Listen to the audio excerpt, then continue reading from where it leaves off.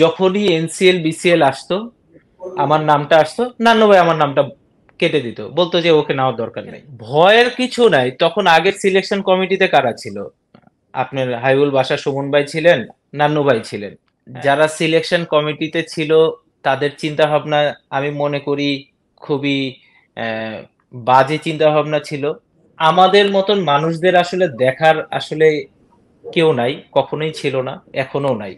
আমি মনে করি এখন যেই মানুষটা এখন বোর্ড সভাপতি হয়েছেন ফারুক ভাই, মানুষটাকে আমি ছোটবেলা থেকে যতটুকু চিনি, মানুষটার মধ্যে আম, সততা আছে, গার্ডস আছে, এবং তার লিডারশিপ চিন্তা ভাবনাটা অনেক ভালো।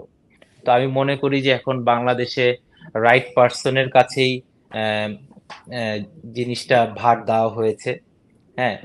আর আগে যারা ছিলেন তাদের কাছে আসলে মানে ক্রিকেট কি হবে না হবে জানে না, বাট তাদের কাছে চেয়ারটা ছিল সোনার হরিণের মতন, যেটা আমি ধরে রাখতে পারলেই বাকিগুলি অটোমেটিক্যালি হয়ে যাবে, কিন্তু আসলে তা না। আপনার আমরা যদি দেখি আপনার ৬টা টেস্ট, আপনার কেরিয়ারে আপনি ৬টা টেস্ট খেলেছেন, ১০টা ওয়ানডে খেলেছেন, ৯টা টি-টোয়েন্টি খেলেছেন, এবং আপনার অ্যাভারেজও যে খুব খারাপ ছিল তাও নয়। মানে আপনার কাছে কি মনে হয় যে আপনি পর্যাপ্ত সুযোগ পাননি? না, আমি আসলে সবসময় আগেও বলে আসছি যে দেখেন এখন যারা সুযোগ পায়, হ্যাঁ, তারা তাদের মতন যদি একটু একটু বেশি সুযোগ যদি আমি পেতাম তাহলে হয়তো বা আমার কেরিয়ারটা আরো লম্বা হতো। আমার কিন্তু ইন্টারন্যাশনালে যদি আপনি টি-টোয়েন্টি বাদ দেন, বাকি দুইটা ফরম্যাট যদি আপনি ক্লাসে দেখেন। ক্লাসে আপনার প্রায় হ্যাঁ, ৯,০০০ রান আছে। হ্যাঁ, লিস্টে তো তো আপনি প্রায় ৫০০ রান করেছেন। আবার একই সঙ্গে যদি আমরা দেখি ঘরোয়া টি-টোয়েন্টি তো আপনার প্রায় ১৭০০ রান। তো সেক্ষেত্রে তো নিশ্চয়ই আপনি আরো সুযোগটা আশা করেছিলেন। আমি অবশ্যই সুযোগটা আশা করেছিলাম। যখন আমি ন্যাশনাল টিম থেকে বাদ পড়ি তখন আমার বয়স 24। হ্যাঁ। তো 24-এর পড়ার পরে আমার সামহাও আমি শুনতে পারি আমার বয়স হয়ে গেছে। হ্যাঁ। নতুন কাউকে দেখা তো আপনি আমাকে বলেন, 24 বছরের বয়সে একটা ছেলের যদি বয়স হয়ে যায় তাহলে আহ, এখনো তো অনেক মানুষই তো খেলে যাদের বয়স 37-38, তারা তো পারফর্ম করেই খেলে, তাই না? তো আসলে ওই সময়টা কি, আহ, যারা সিলেকশন কমিটিতে ছিল তাদের চিন্তা ভাবনা আমি মনে করি খুবই আহ, বাজে চিন্তা ভাবনা ছিল। উইদাউট এনি রিজন আপনি টিমে চলে আসবেন, উইদাউট এনি রিজন আপনি চলে যাবেন, এবং আপনি এটার কোনো ব্যাখ্যা আপনি কখনোই পাবেন না। হ্যাঁ, তাদের মধ্যে গার্ডসটা খুবই কম ছিল আমি মনে করি। হ্যাঁ, যখন আমি বাদ পড়ি, যখন আমি একটা প্রিমিয়ার লিগে তার পরের বছর আমি 550-এর উপর রান করি, সুপার লিগ খেলার আগে আমি 1 নাম্বার থাকি, গাজী গ্রুপে খেলেছিলাম আমার মনে আছে। তো তখন আমি ন্যাশনাল টিমে 35 জন না 33 জনের মতন কল করে। তো সবাই চান্স পেয়েছে, ঠিক আছে, যারা বাদ পড়েছে ওরাও চান্স পেয়েছে, যারা তখন ন্যাশনাল টিমে ছিল ওরাও চান্স পেয়েছে। তা আমি আমি জাস্ট একটা স্ট্যাটাস দিয়েছিলাম যে আল্লাহ, এটা কি সবসময় আমার সাথেই হয়? তখন আমাকে আগে যে বোর্ড সিলেকশন কমিটির চেয়ারম্যান ছিলেন সে আমাকে উনি ডাকেন, আদার যারা সিলেকশন কমিটিতে ছিলেন তারাও ছিলেন। তো আমাকে বলে তুমি নাকি প্র্যাকটিস করো না, এই না সেই না। তা আমি বললাম যে ভাই, যে যে ওই ট্যুরে ছিল, হ্যাঁ, সিলেকশনে সিলেকশন কমিটির সেও ওইখানে বসা। তা আমি বললাম যে ভাই আপনি তো ছিলেন, আপনি বলেন ওনাকে। কারণ না, আমি তো দেখেছি তুমি এক্সট্রা প্র্যাকটিস করেছো, জিম করেছো, রানিং করেছো, ব্যাটিং করেছো, সবই তো করেছো। তা আমি বলছি, তাহলে ওনাকে বলেন, তাহলে উনি এই কথাটা কিভাবে শুনলো বা কিভাবে বলতে পারে উনি এইভাবে? তখন বলল যে এটা ট্রেনার রিপোর্ট দিছে। তা আমি যখন ট্রেনারকে জিজ্ঞেস করি, তখন শ্রীলঙ্কান ট্রেনার ছিল মারিও। তা আমি যখন বলি তখন বললো যে এটা বুলশিট, এরকম কোনো কিছুই আমরা বলি নাই। হ্যাঁ, বরঞ্চ তুমি সহ আরো যারা কিছু প্লেয়ার ছিল তারা সব সময় এক্সট্রা প্র্যাকটিস করেছে। হ্যাঁ। তো আসলে উনার উনার উনি আমি জানি না উনি খেলা দেখে কিনা বা কি, আমি আসলে বলতে পারবো না, বাট উনি মানুষের কথা খুব বেশি শোনে। হুম। তো এটাই হচ্ছে ওনার আমার মনে হয় যে সবচেয়ে বড় সমস্যা। আগের সিলেকশন কমিটিতে কারা ছিল? আপনার হাবিবুল বাশার সুমন ভাই ছিলেন, নান্নু ভাই ছিলেন। হ্যাঁ, তো নান্নু ভাই আমাকে ডেকেছিলেন। হ্যাঁ, তো নান্নু ভাই ডাকার পরে নান্নু ভাইকে যখন আমি সুমন ভাইয়ের সামনে বললাম, তখন সুমন ভাই বলে যে না, তুমি তো এক্সট্রা প্র্যাকটিস করেছো। হ্যাঁ, তখন নান্নু ভাইকে বলি, নান্নু ভাই বলে যে মারিও বলেছে। তো মারিওকে যখন বলি, মারিও বলে যে না, আমি এরকম কোনো কিছুই কোনো রিপোর্ট দেইনি, বরঞ্চ তুমি আরো অনেক এক্সট্রা প্র্যাকটিস করেছো, যেটাতে আমি অনেক ইমপ্রেস, যে তুমি চেষ্টা করছো। হ্যাঁ, যেটা আমাদের এখন বাংলাদেশ টিমে দরকার। হ্যাঁ, তো কষ্ট করলে অবশ্যই তুমি হয়তোবা ফল পাবা সামনে। তো আমার এই কথাটা ভালো লাগছে। হ্যাঁ, কিন্তু আবার যখন সিলেকশন কমিটি, যখন নান্নু ভাইকে জিজ্ঞেস করি, নান্নু ভাই কিছু বলতে পারে না। তা আমার মনে হয় এর জন্য আমি বললাম যে উনি আসলে খেলা দেখে কি দেখে না আমি আসলে জানি না। হ্যাঁ, তো ওনার সমস্যা হচ্ছে যে উনি বাইরের মানুষের কথা অনেক বেশিই দেখে। হ্যাঁ, তো উনি আমার জানা মতে বা দেখা মতে এত বছর ধরে ন্যাশনাল লিগ খেলেছি, উনি এক্সেপ্ট চিটাগং আর বিকেএসপি ছাড়া উনারা আমি কখনোই কোনো জায়গায় খেলা দেখতে যাইতে দেখি নাই।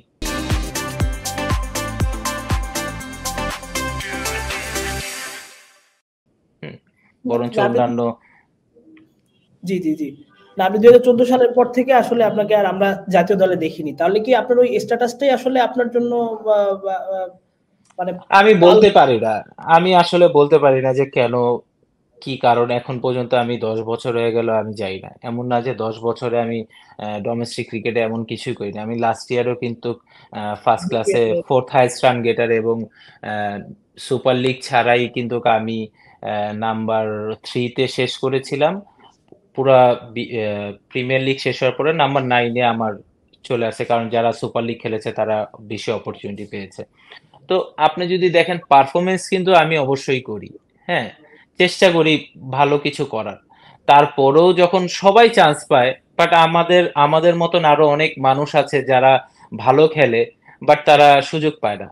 দেখেন, সুযোগ তো এমন না যে আপনি ন্যাশনাল টিমে নিয়ে নেবেন। আমাকে দেখার বা আমার পরীক্ষা দেওয়ার আসলে কিছু নাই। আমার একটাই কাজ, যেখানেই আমি খেলি না কেন, আমি ভালো খেলতে পারি, আমি টিমে যতটুকু কন্ট্রিবিউট করতে পারি, এটাই হচ্ছে আসল দেখা। এমন না যে আপনি আমাকে আহ, আর কি চিনবেন, কে না চিনে আমাকে, বলেন। তো উনার সময় হয়েছে কি, উনার সিলেকশন কমিটিতে হয়েছে কি, উনি উনি সামহাও, মানে কাউকে কখনো কোনো কিছু বুঝতে না দিয়ে একটা ব্যাচ উনি সরাই দিয়েছে। হ্যাঁ, তো এটা তো হইতে পারে না। আপনি তো আপনি যদি দেখেন, আমার মতন অনেক প্লেয়ার আছে। হ্যাঁ, যারা আমার সমবয়সী, হ্যাঁ, যারা ভালো খেলছে, কিন্তু এরা এরা কখনোই কোনো জায়গায় অপরচুনিটি পায় না। হ্যাঁ, তো আমাদের মতন মানুষদের আসলে দেখার আসলে কেউ নাই, কখনোই ছিল না, এখনো নাই। হ্যাঁ, আমরা ভালো খেললেও ওই পর্দার আড়ালে চলে যাই, ভালো খেললেও ওই সবকিছুই আড়ালেই চলে যায়। তো আপনি বলতে পারেন যে আমার ক্ষেত্রে আমি সারা জীবনই বাংলাদেশে আন্ডাররেটেড প্লেয়ার হয়েই রইলাম। হ্যাঁ, তো তো আমি মনে করি যে উনার উনার সিলেকশনের মানে যে ধারণাটা, সেটা আসলে ঠিক ওয়েতে ছিল না বাংলাদেশে। এটা অনেক বাংলাদেশের ক্রিকেটকে অনেক পিছিয়ে দিয়েছে। আপনাদের কি আসলে ওই সময়টা জবাবদিহিতার কোনো সুযোগ ছিল যে আপনি নির্বাচকের কাছে জানতে চাইবেন যে আমি কেন বাদ পড়লাম বা আমার কি কি ল্যাকিংস তার কাছে মনে হয়েছে, যেটা যেটা থেকে আপনি আসলে নিজেকে শুধরে আবারও নতুন ভাবে ফিরতে পারেন, সেই সুযোগটা কি আসলে ছিল? বা হ্যাঁ, আমি আমি পার্সোনালি উনার কাছে আমি 2-1 বার গিয়েছি। হ্যাঁ, যে ভাই আপনি আহ, আসলে আমি খেলতে চাই। হ্যাঁ, আমার কি করা উচিত? আপনার কাছে যদি মনে হয় যে কিছু সাজেশন আমাকে দিলে যেগুলি আমার ঠিক করা উচিত, আমি সেগুলি করি, বাট আমি খেলতে চাই। উনি আমাকে সবসময় বলতো যে না, তোমারটা ঠিক আছে, ঠিক আছে। হ্যাঁ, হ্যাঁ, আবার আহ, দেখেন, আমি আপনাকে একটা কথা বলি। আমাদের তো এনসিএল বিসিএল হয় না? হুম। যখনই এনসিএল বিসিএল আসতো, আমার নামটা আসতো, নান্নু ভাই আমার নামটা কেটে দিত, বলতো যে ওকে নেওয়ার দরকার নাই, অন্য কাউকে দেখো। আবার যখন যারা কোচ থাকতেন, হ্যাঁ, কিছু কোচ আছেন যারা এটাতে সায় দিতেন। হ্যাঁ, আবার কিছু মানুষ আছেন, কোচ আছেন যারা এখন কোচিং করাচ্ছে। হ্যাঁ, এরা আবার বলতেন যে না, কেন? যেমন আমি আপনাকে লাস্ট ইয়ারের একটা উদাহরণ দিই। আমি সিলেট ডিভিশনের হয়ে খেলেছি, রাইট? আমি 400-র উপরে রান করেছে। আমি third third highest run getter first ক্লাসে, right, third fourth highest run getter. তার এনসিএল এর পরপরই হচ্ছে আমাদের বিসিএল হয়। বিসিএল এ যখন প্রত্যেকটা কোচ ম্যানেজার যখন টিম সেট করে 15 জনের বা 20 জনের, নান্নু ভাই আমার নামটা দিতে চায় না। রাজিন ভাই যে কোচ আমাদের ছিলেন 9 জনের, উনি ফাইট করে যে ভাই আপনি কেন দিবেন না, ছেলেটা রান করছে, রান না করতো আমি তো আপনার কাছে আসতাম না বা বলতাম না যে আমাকে দেন না। এই ছেলেটার কারণে আমরা সিলেট ডিভিশন রানার আপ হয়েছি। হ্যাঁ, তো আপনি চিন্তা করেন, মানুষ যখনই আমার সাথে দেখা হয়, সাধারণ পাবলিকের যারা ক্রিকেটকে ভালোবাসে, যারা ক্রিকেট ফলো করে বা স্পোর্টস ফলো করে, সবসময় বলে ভাই আপনি হারাই গেলেন। আসলে দেখেন, প্লেয়ার হারায় না, প্লেয়ারদের আমাদের দেশে হারাই দেওয়া হয়। হ্যাঁ, তো এই কারণে আমি বললাম যে দেখেন, উনি উনি আমি জানি না ওনার সাথে আমার কি সমস্যা বা অন্য মানুষদের সাথে কি সমস্যা। হ্যাঁ, অন্য মানুষেরটা আমি জানতেও চাই না, আমার সাথে কি সমস্যা আমি সেটাও জানি না।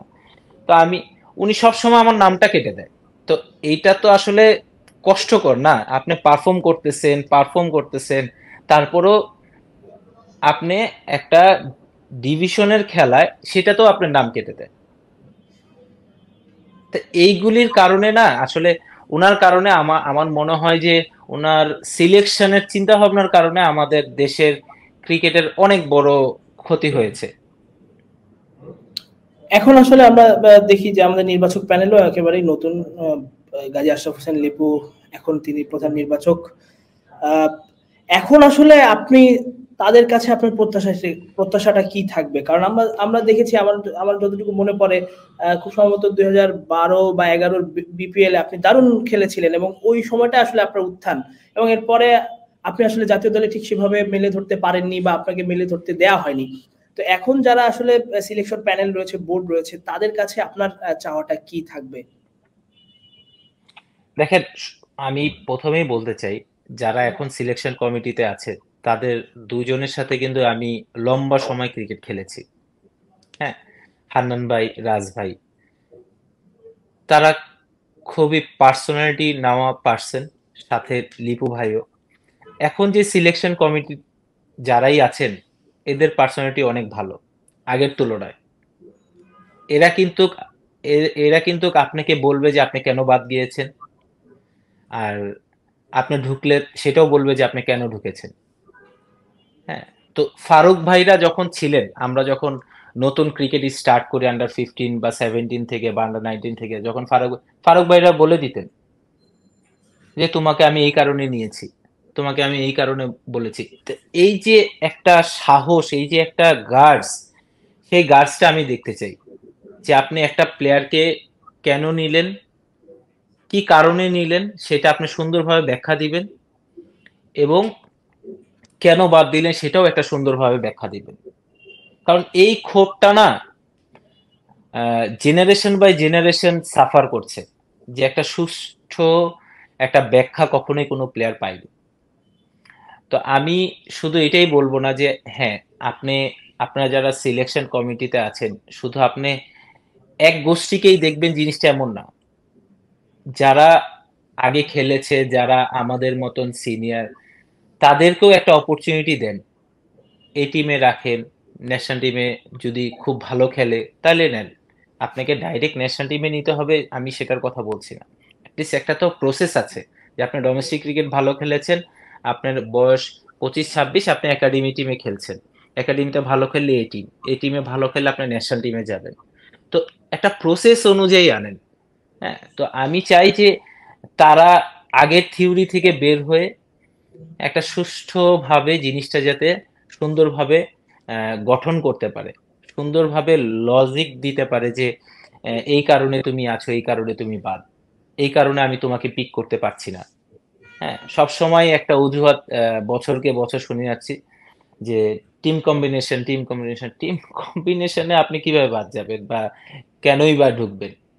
হ্যাঁ, আর ওই ওই ওই সব চিন্তা যে আপনি এই উইকেটে ভালো, ওই উইকেটে খারাপ, এইসব মানে গা বাঁচানো লজিক আপনি এখন মানুষ আসলে জানতেও চায় না, শুনতেও চায় না।